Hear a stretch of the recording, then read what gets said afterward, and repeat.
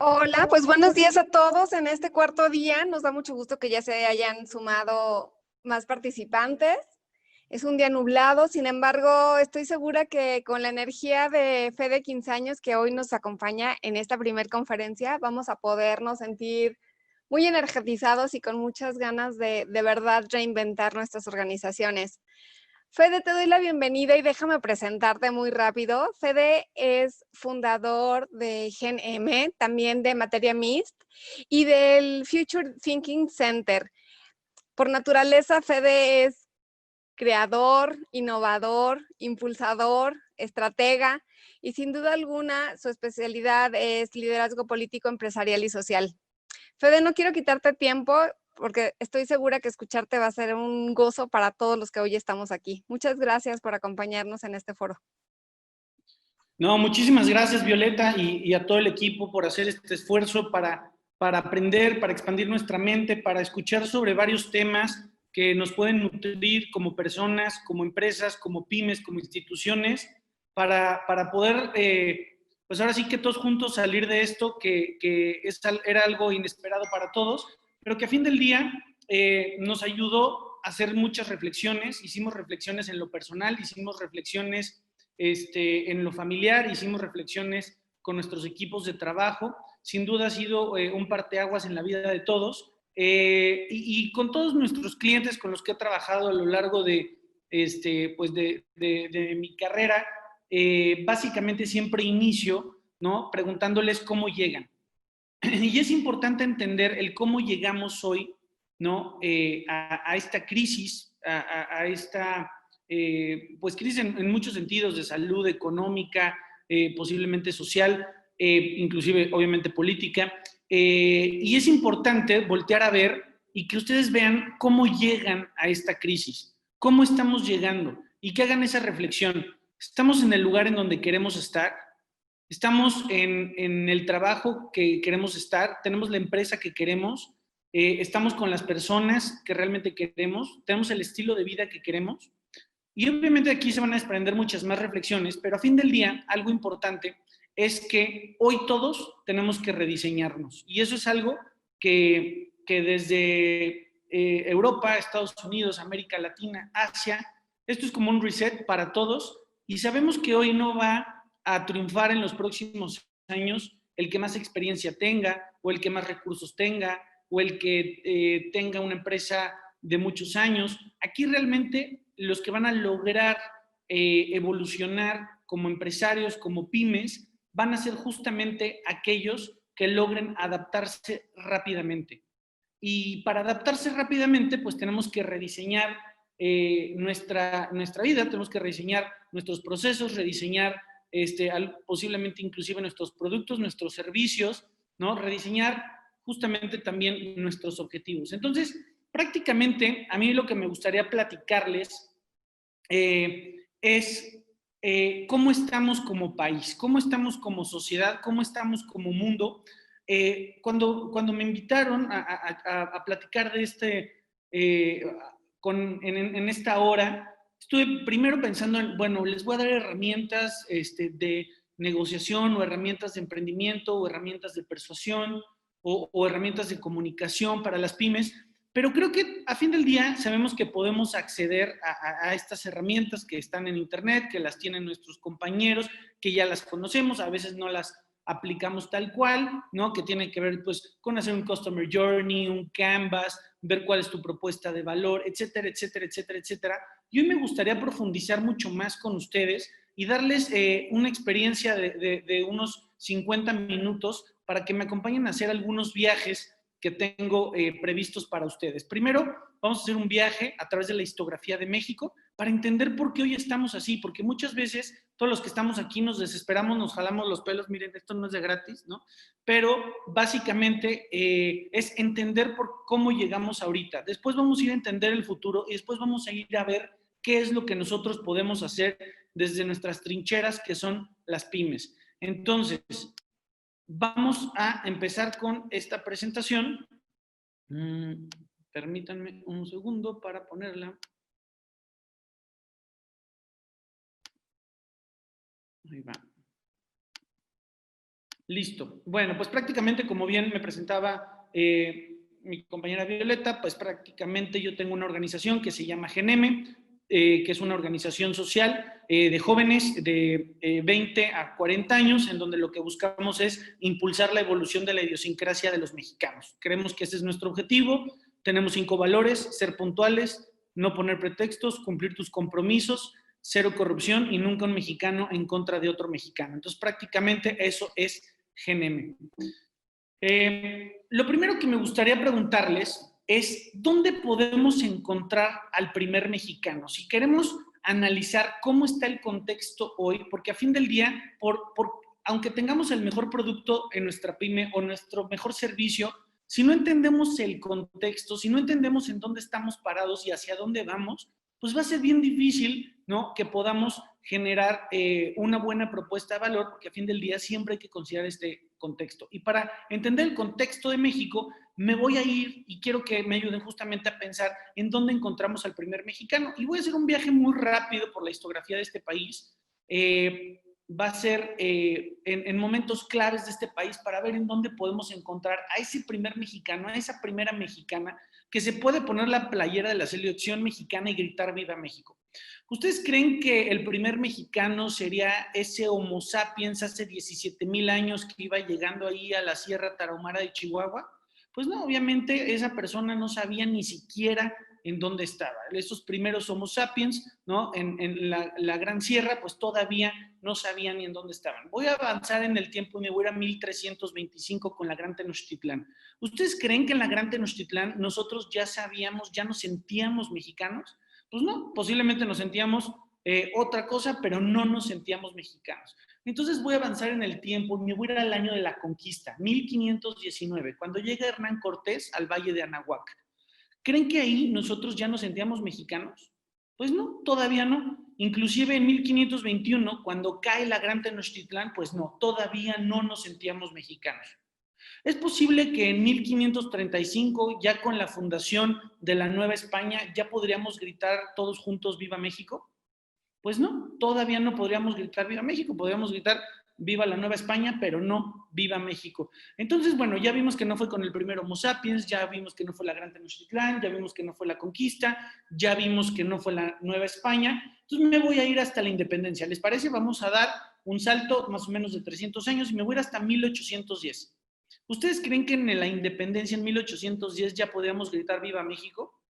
Pues déjenme les platico que no, todavía no podíamos hablar de un Viva México, del primer mexicano.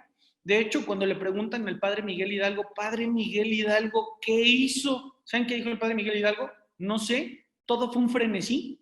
Él tenía justamente el objetivo, ¿no?, de viva la Virgen de Guadalupe y muera el mal gobierno. Él no sabía que estaba construyendo un gran país. Entonces, prácticamente ahí todavía no podemos hablar de los primeros mexicanos. Entonces, si no es con el inicio de la independencia, pues me voy a ir a la consumación de la independencia, ¿les parece? Me voy a ir a 1821, la año de la consumación de la independencia. Ahí podemos hablar ya de los primeros mexicanos completamente. Ahí podemos hablar, el 28 de septiembre de 1821, a las 9 de la mañana, entra Iturbide ahí al Zócalo y justamente genera este acuerdo en donde ya podemos hablar de los primeros mexicanos. Y se firma el Acta de Independencia del Imperio Mexicano. Ahí podemos hablar justamente de los primeros que se pueden poner la playera y gritar ¡Viva México! 1821. Les quiero hacer una pregunta. ¿Cómo creen que nos sentíamos en 1821? Y les voy a dar algunas opciones. ¿Qué se sentía ser mexicano en 1821? La primera opción es cero, de la fregada. Estamos saliendo de un conflicto armado, nos fue muy mal. Espérate, 0%. Nos sentíamos del 50%. Segunda opción. ¿Sabes qué? Venimos de un conflicto armado, pero tenemos la esperanza de construir un gran país. O 100%. Somos el mejor país del mundo. ¿Qué creen? ¿Cómo creen que nos sentíamos en 1821 los mexicanos? ¿0%, 50% o 100%? Bueno, déjenme les digo que ninguna de las respuestas es correcta, porque nos sentíamos del 110%. Nos sentíamos el país más fregón de todo el mundo. Éramos el segundo país más grande después de la URSS. El segundo país más grande después de la URSS. ¿Saben qué decían las actas de nacimiento mexicanas? No hay honor más grande para un ser humano que haber nacido mexicano. No hay honor más grande para un ser humano que haber nacido mexicano. Le habíamos ganado a la potencia. Las potencias europeas estaban apostando por nuestro país. Habíamos hecho un movimiento que había sido replicado en América Latina. Éramos el segundo país más grande del mundo. Teníamos todo justamente para conquistar en 1821. Así nos sentíamos del 110%. No hay honor más grande para un ser humano que haber nacido mexicano. 1824, se nos va todo Centroamérica. 1835, se va a Texas. ¿Qué? ¿Cómo que se va a Texas? Se puede ir a Texas, pero no se puede unir a Estados Unidos. No se va a unir a Estados Unidos, solamente se va a independizar. En 1845, Texas se une a Estados Unidos, le decimos, ni madres, te dijimos que no podías unirte a Estados Unidos, en el 46 nos vamos a guerra, en el 47 nos aplasta, y en el 48 tenemos que negociar más de la mitad de nuestro territorio por culpa de mexicanos estar peleados con mexicanos. Más de la mitad de nuestro territorio la perdimos en tan solo 28 años. En tan solo 28 años perdimos más de la mitad de nuestro territorio por no ponernos de acuerdo, por estar mexicanos en contra de mexicanos, mexicanos matándonos a otros mexicanos. Lo bueno es que esta historia termina ahí, ¿verdad? Seguramente, en 1848. Los 50 no nos puede ir peor. Y ahí vienen los 50, la guerra de reforma del 57 al 60. Liberales mexicanos contra conservadores mexicanos, dándose en la madre, matándose, sin saber cómo administrar la gran riqueza de un país. Oye, pero tienen el país más rico del mundo, tienen una biodiversidad, megadiversidad, tienen salida a los dos mares, tienen conexión con Estados Unidos. Sí, pero a nosotros nos gusta madrearnos entre mexicanos, entre conservadores y liberales, guerra de reforma, la guerra de los 3 años.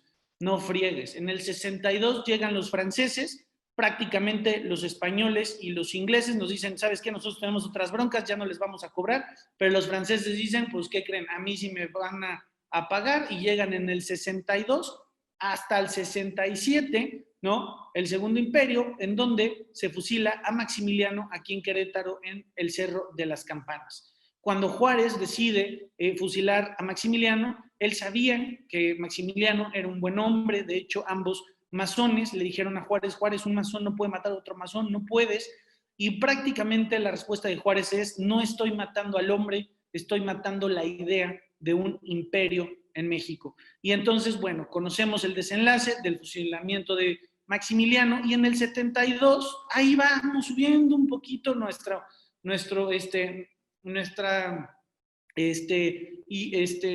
superestructura del mexicano, y en 1872 nos matan a Juárez, y hasta el 76 llega Díaz, y bueno, ya sabemos lo que pasa en el Porfiriato desde el 76 hasta 1909. 1909, el inicio, el verdadero inicio de la Revolución Mexicana, impulsada, ¿no? También desde Estados Unidos, con Madero. Llega Madero prácticamente en 1910, le dicen, oye Madero, ¿ibas a hacer la Revolución Mexicana? Y sus palabras fueron, vamos a iniciar la Revolución Mexicana después de una buena comida y de una siesta reparadora. Realmente en 1910 la revolución era completamente ideológica, unos contra otros, caudillos por todo México peleándose por quién iba a administrar la riqueza de este gran país.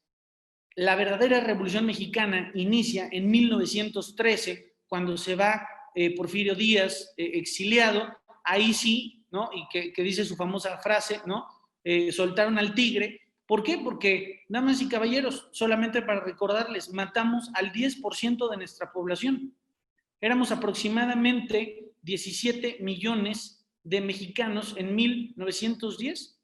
Las cifras nos dicen que matamos al 10% de nuestra población, mexicanos matando mexicanos. Lo bueno es que eso ya terminó, y ya terminó hace 100 años, y ya no seguimos así. Y viene la guerra cristera en los 20, la guerra de las instituciones, el Estado contra la Iglesia, y así me puedo ir, damas y caballeros, a platicarles la historia de este país, en donde prácticamente por defender una idea que ni siquiera entendemos, nos matamos entre mexicanos. Y es así justamente como se ha contado la historia de este país. Algo interesante, nada más para hacer una acotación y ahorita vamos a pasar al futuro. Esto no quiero que se me traumen, que se me depriman, es para entender justamente que llevamos 200 años como mexicanos y que estos 200 años ha sido de agarrarnos todos a chanclazos, ¿no? Y a balazos más bien. Entonces, llega prácticamente Trotsky, exiliado, ¿no? De la URSS, llega a Noruega y de Noruega llega a la costa de Veracruz con Diego Rivera y Frida Kahlo, y las primeras palabras de Trotsky dice: yo no me vengo a meter en política mexicana, yo no me vengo a meter en política latinoamericana, pero sí les vengo a enseñar qué es la superestructura. Y la superestructura no es un concepto que viene justamente del marxismo, en donde es cómo posicionas una idea en una población. Y entonces dijeron: a ver, Trotsky, enséñanos eso, ¿qué es eso? Mira el desmadre que tenemos en México, llevamos más de 100 años dándonos en la madre entre nosotros. Y entonces Trotsky dijo: aplica la superestructura. A ver, Trotsky, no te entendemos, ¿qué es eso de la superestructura? Pues mira, tienes que hacer un cuento, échale la culpa a alguien, échale la culpa a alguien. Échale la culpa a los españoles, échale la culpa a los franceses, échale la culpa a los estadounidenses, échale la culpa a un partido, échale la culpa al otro partido, échale la culpa a un presidente, échale la culpa a la señora corrupción, échale la culpa a alguien. Y damas y caballeros, llevamos justamente desde más de 60, 70 años con esta superestructura del mexicano, en donde tenemos que echar culpas de nuestra realidad y no asumimos la responsabilidad de, como ciudadanos, lo que estamos haciendo mal y obviamente también lo que estamos haciendo bien. Entonces, básicamente, lo que nosotros tratamos de impulsar con este rapidísimo recorrido en el tiempo, en la historiografía de México, es que desde cada trinchera en la que nosotros estemos, justamente nos ayuden a que se vuelva a decir: no hay honor más grande para un ser humano que haber nacido mexicano. Y para eso nos toca a nosotros reconstruir esto. Y la pregunta es: ¿cómo ven a México en el 2050, o en el 2040, o en el 2030? ¿Cómo vemos a México en el futuro? Y bueno, para entender cómo queremos ver a México en el futuro, pues primero tenemos que ver cómo va a estar el mundo en el 2050. La verdad, por más foresight que haga, por más proyecciones y visión que tenga, no podría anticipar cómo va a estar el 2050, pero sí les puedo platicar lo que ya está el día de hoy. Primero, pues Uber, como ustedes saben, y Tesla ya están haciendo las primeras pruebas de coches autónomos, en donde prácticamente tú ya no vas a comprar coche, más bien tú tienes tu aplicación de Uber y sabes que necesitas ir a la oficina, pues nada más necesitas un coche pequeño, eléctrico, que pase por ti y que te lleve, y pagas ese servicio. No tienes que tener un coche, pagar tenencia todo el año, pagar gasolina, el desgaste del coche, y etcétera, etcétera, lo que implica tener un coche. Ya prácticamente, oye, ¿necesitas ir con tus hijos? Pues sabes que necesitas un coche para 5 personas o una camioneta, y entonces pides una camioneta. Básicamente, estas pruebas que se están haciendo ya son coches autónomos, en donde prácticamente no tienen chofer, ya se manejan solos. Las primeras pruebas que se hicieron en una ciudad de Estados Unidos y en una ciudad de Europa, tuvieron el 99% de seguridad. El 1% de inseguridad fue porque un humano chocó contra un coche autónomo.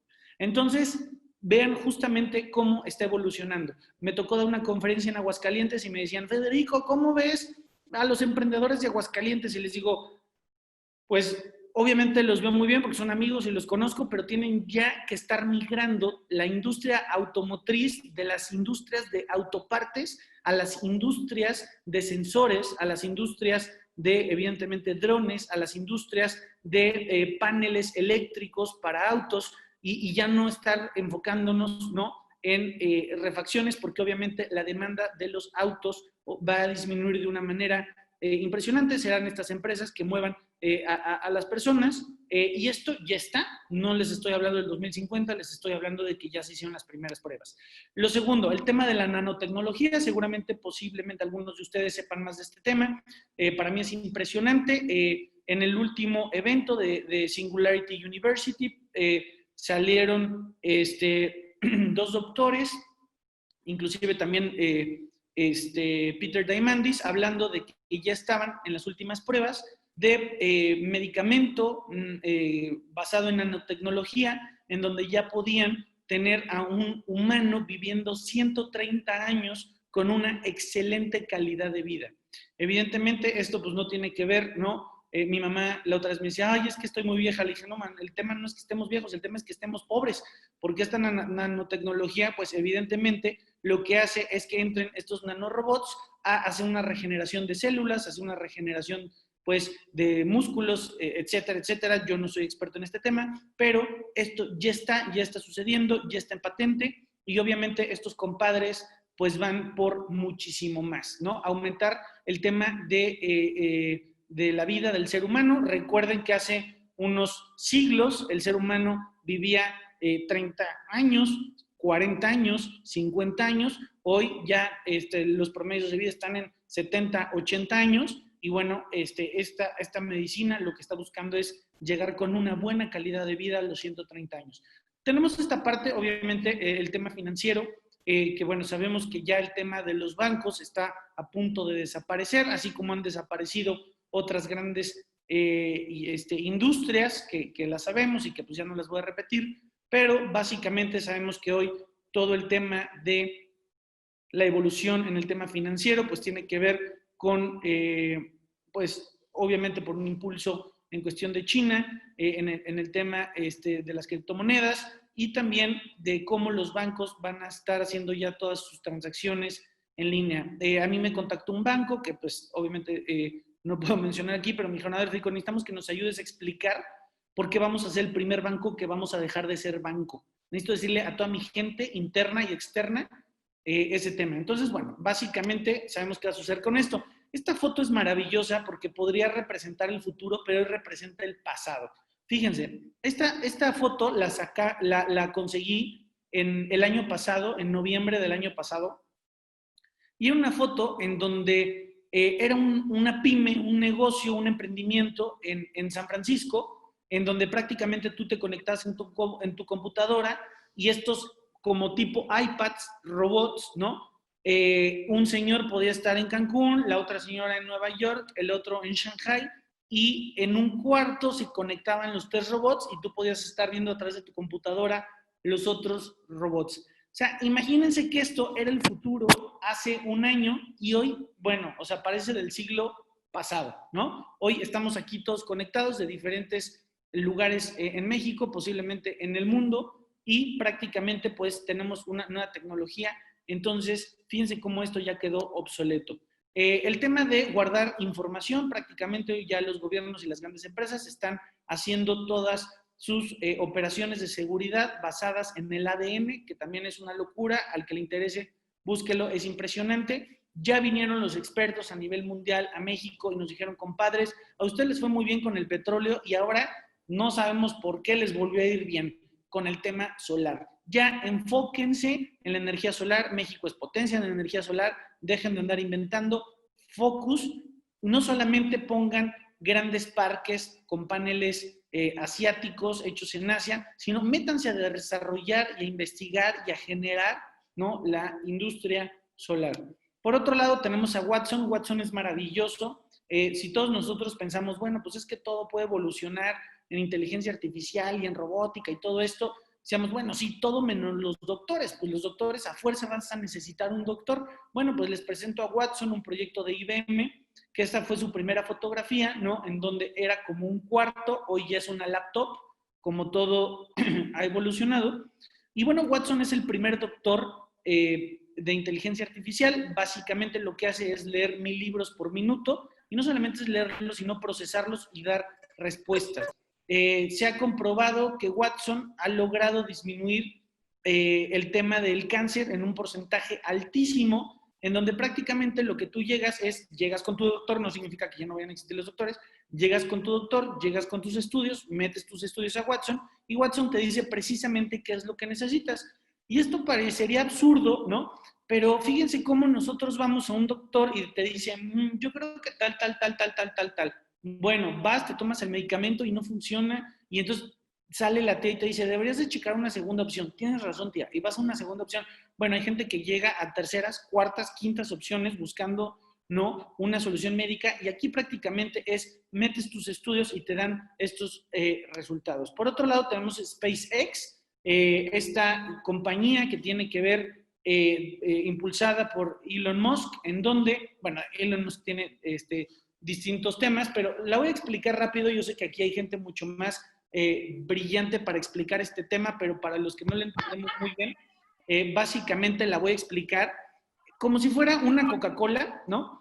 Y el cohete, por así decirlo, la Coca-Cola sale disparada y, ¿no?, en la superficie se desprendía la tapita, que la tapita pues es la nave en donde lleva a la tripulación, y todo el envase de Coca-Cola se perdía en el espacio, ¿no? O caía, pero se perdía prácticamente eso.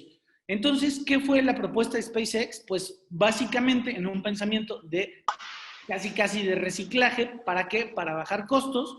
Lo que SpaceX hace es justamente que esa Coca-Cola baje nuevamente a una plataforma y se pueda volver a usar. ¿Qué significa esto? Que hay una reducción de costos para la exploración del espacio de una manera impresionante.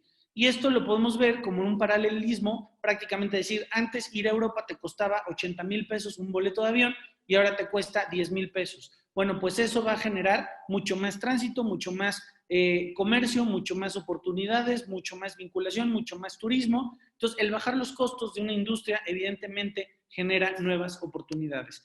Tenemos a Ansari. Ansari la conocí en el gimnasio, estaba en el gimnasio, empezamos a platicar, yo no sabía quién era, y de repente me dicen, oye, viene la plática del turismo, del futuro del turismo, y yo dije, bueno, por supuesto que tengo que ir a la plática del futuro del turismo, a eso me dedico, ¿no? Y pues yo me sé todo del turismo, hasta que llego a la plática y de repente mi compañerita de gimnasio era la conferencista, y ella es una multimillonaria de Irán que dijo, yo quiero el espacio, pero no quiero ser astronauta, nada más quiero ir a turistear al espacio. Y entonces lanzó un concurso a nivel global con un presupuesto, era obviamente un presupuesto alto como premio, pero ¿qué fue lo que hizo? Que las grandes empresas dijeran, tenemos que desarrollar ya nuestros prototipos para llevar turistas al espacio. Fueron 8 compañías que desarrollaron sus proyectos. Inclusive Virgin ya está haciendo una plataforma en el espacio, la pueden checar ahí en Google, en donde ya tienen un estadio para un deporte nuevo, van a hacer malls, van a hacer todo un concepto en el espacio para ir a turistear al espacio. Entonces les digo, la bronca no es ser viejos, la bronca es ser pobres. Entonces, aquí Ansari pues nos muestra justamente una disrupción completa en el tema turístico, el tema de la impresión 3D, que ya muchos de ustedes conocen de estas casas, el tema de los drones, evidentemente, las guerras se modifican, el tema de los ejércitos se modifica. Hoy este dron, pues, obviamente te puede destruir un pueblo entero, te puede destruir un ejército entero, y además estas arañas horribles, que a mí me sale esta araña y yo nada más de verla ya me desmayo, ya me mató. Entonces, básicamente, pues como el tema de los drones y la robótica también se está metiendo en otras industrias. Y el tema del Hyperloop, que bueno, yo creo que esto va a ser un Black Swan.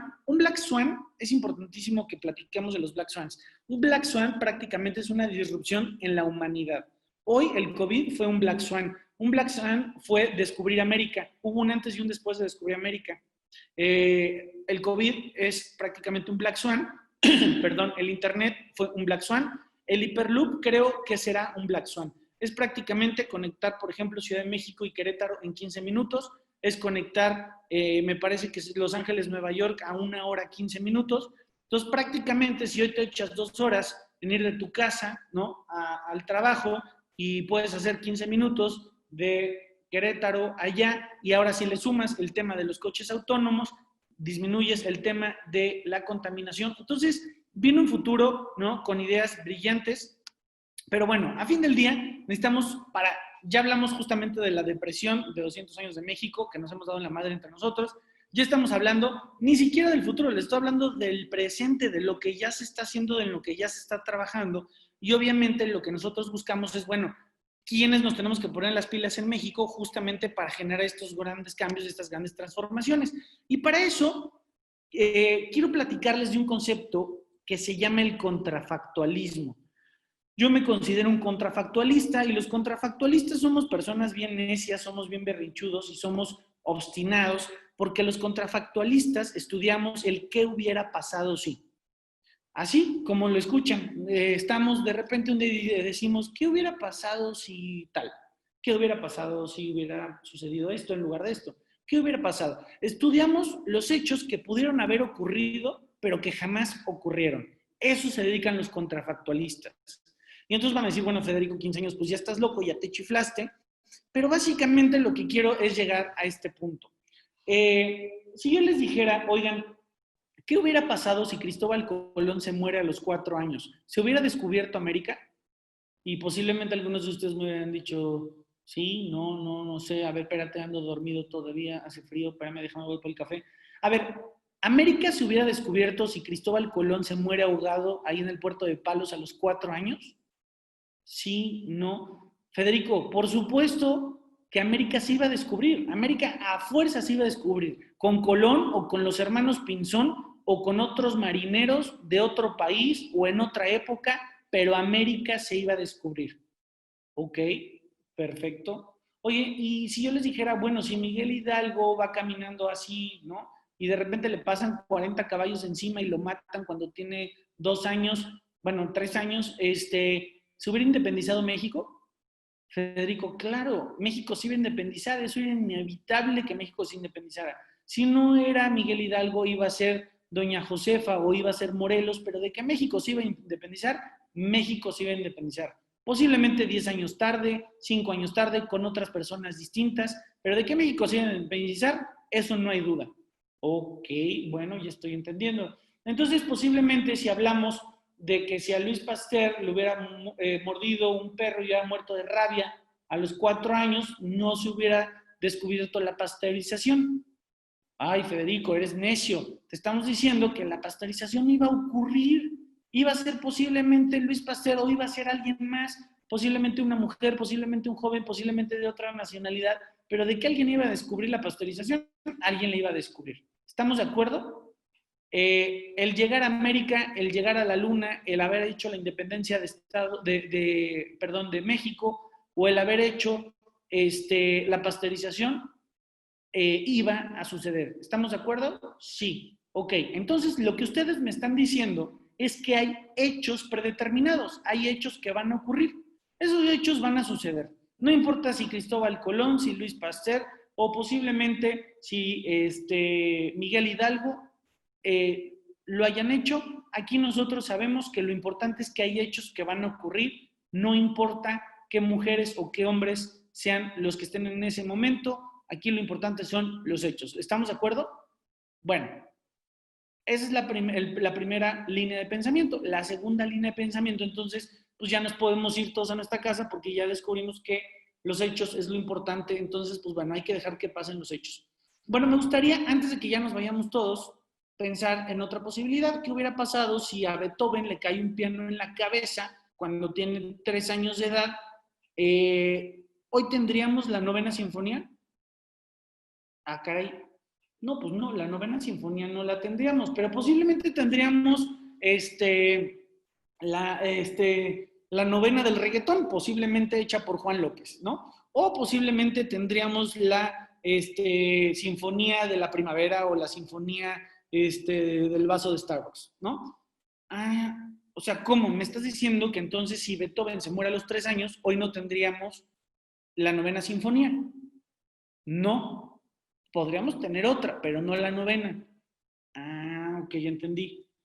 Y posiblemente si Frida Kahlo muere a los 3 años, pues hoy no tendríamos su obra. No. Ok.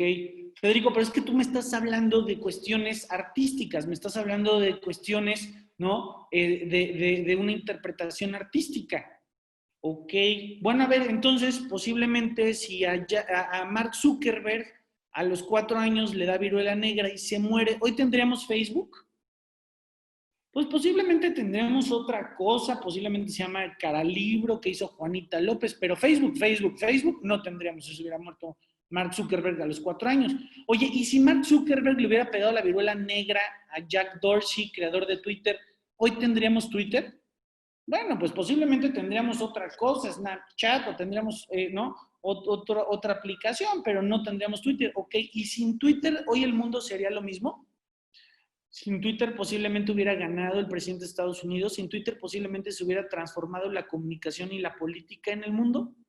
A ver, entonces ya no entendí. Entonces ahora me están diciendo que hay hombres que están moviendo hechos, que no hay hechos predeterminados, que son hombres y mujeres que mueven los hechos. Entonces, la pregunta aquí es, ¿cuál es la respuesta correcta? Hay hombres y mujeres que mueven hechos que ya están, hay hechos que ya están predeterminados y que no importa qué hombre y qué mujer lo mueva, de todas formas van a ocurrir. O, por otro lado, hay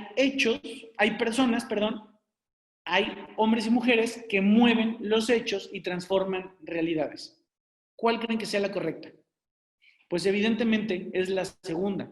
Damas y caballeros, inclusive aquí falta otro engrane que se llame circunstancias, porque ante las circunstancias más adversas hay hombres y mujeres que mueven los hechos y transforman realidades. Es decir, hay hombres sordos que crean sinfonías, hay mujeres sin educación que cambian el sistema educativo de un país. Hay hombres de 70 años que hacen franquicias internacionales. Hay hombres en extrema pobreza que crean grandes empresas. Inclusive ante las circunstancias más adversas, ay, es que pobre de mí, porque mira yo, inclusive ante las circunstancias más adversas, hay hombres y mujeres que mueven los hechos para crear realidades. Ojo, ¿es fácil? No, ni madres, es súper difícil. Y esa es la diferencia entre un 10% de personas que mueven los hechos y un 90% de personas que prefiere quedarse en el sillón viendo la novela, comiendo chetos y diciendo, ay, es que México está muy mal, me voy a esperar a que México esté bien para que yo ya pueda salir. Ay, no, es que mi partido está muy mal, es que mi empresa está muy mal, es que la economía está muy mal, es que mi universidad está muy mal, es que mi sindicato está muy mal, es que mi organización campesina está muy mal. Pues haz una. ¿Es fácil? No, ni madres, pero esa es la diferencia entre mexicanos y mexicanas que mueven los hechos y mexicanos que esperan a que las cosas cambien para ya después ellos salir y decir, ay, mira, México cambió. Pues sí, México iba a cambiar y así hubiera sido Lupita Pérez o Chuchito López, pero alguien movió los hechos ante las circunstancias más adversas. ¿A qué vamos con esto? Que obviamente nosotros hoy tenemos una responsabilidad desde las pymes, desde generadoras de riqueza, porque esto es muy importante. Hay que entender que América son dos Américas, la América Latina y la América anglosajona. La América anglosajona, cuando llegan, también venían con un Dios, no significa que ellos no tengan Dios, al contrario, ellos también, ¿no? Todo el tiempo están hablando justamente, ¿no? De In God we trust, ¿no? En Dios nosotros confiamos, pero prácticamente ellos, ¿cuál era su pensamiento? Hay que generar la riqueza. La riqueza se genera, la riqueza se transforma. Y en América Latina llegamos y encontramos un chorro de riqueza. ¿Y cuál fue nuestro pensamiento? Hay que repartir la riqueza. Oye, espérate, compadre, pero para repartir hay que generar primero, porque pues no es infinita la riqueza. Hay que estar transformando para generar riqueza y entonces, ¿no?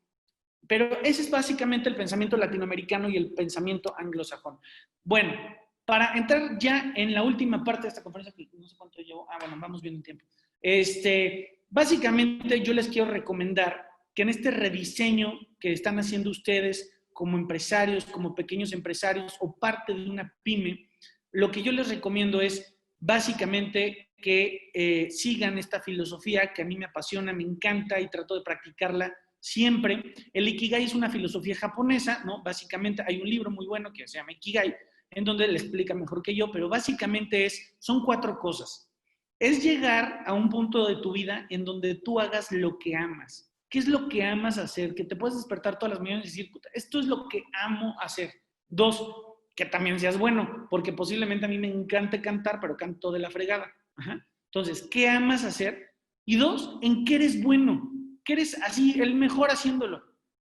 3, que te paguen por ello, que tengas recursos y que puedas seguir haciéndolo. Y 4, que estés aportando algo positivo al mundo, a tu entorno, a tu familia, a tu colonia, a tu estado, a tu país. Entonces, la mezcla de estos 4 se llama el Ikigai y es justamente llegar a eso. Y este es nuestro primer círculo. Es nosotros tenemos que estar bien, porque hay 3 círculos de los cuales ahorita voy a hablar, ¿no? Déjame paso. Tenemos estos 3 círculos en donde nuestro primer círculo es el Ikigai.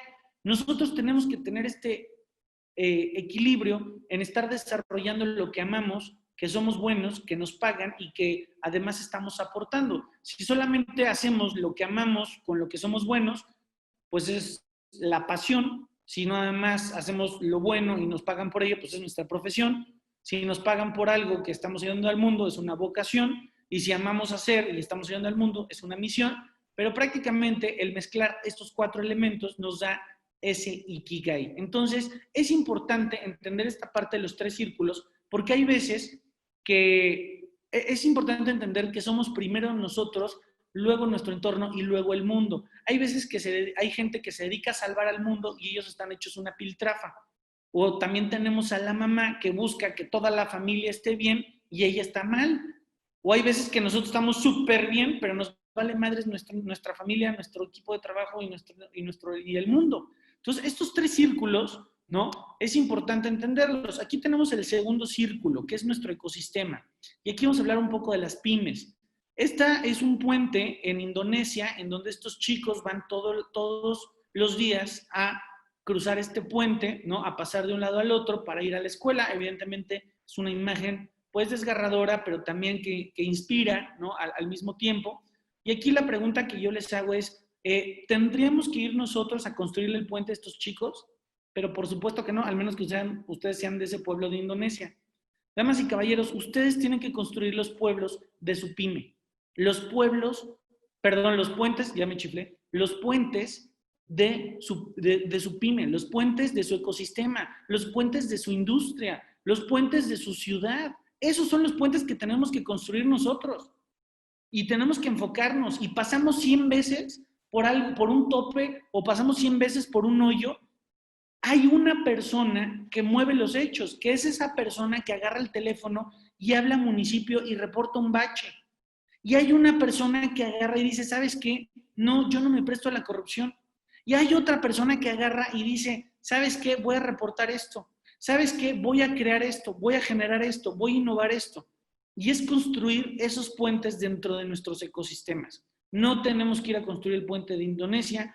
Volteen y vean qué fregados pueden mover de hechos dentro de su negocio, dentro de su industria, inclusive dentro de su colonia, dentro de su ciudad. Ay, es que hay basura todos los días afuera de mi oficina. Bueno, ¿y cuándo la vas a recoger?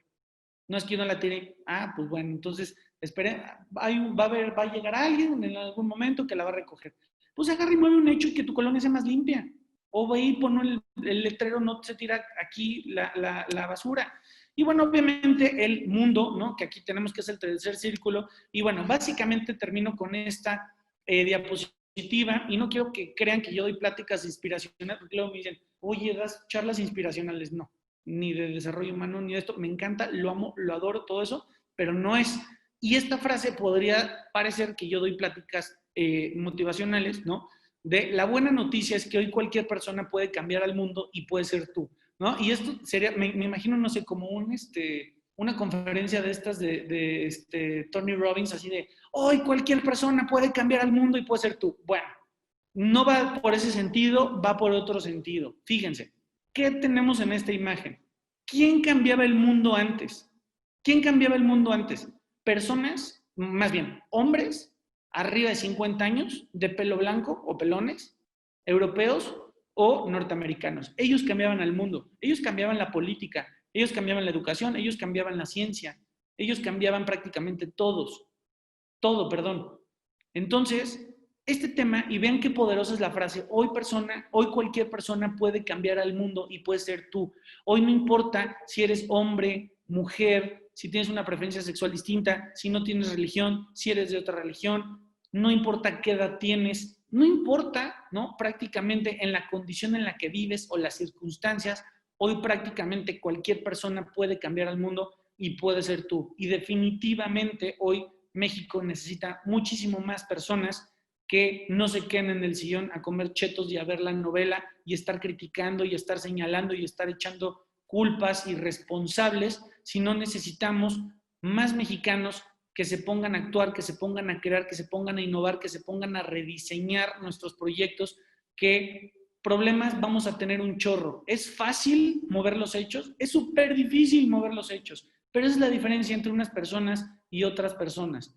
Dicen que solamente el 3% de la población se pone objetivos. Solamente el 3% de la población se pone objetivos. El 97% de la población vive improvisando. Por eso yo los quiero invitar, ¿no?, a que desde las trincheras tan importantes que ustedes representan, que son las pymes, que son generadoras de riqueza, que son generadoras de ideas, que son generadoras de empleo, nos ayuden a que nuevamente podamos decir, no hay honor más grande para un ser humano que haber nacido mexicano. Muchísimas gracias por escuchar todos este choro.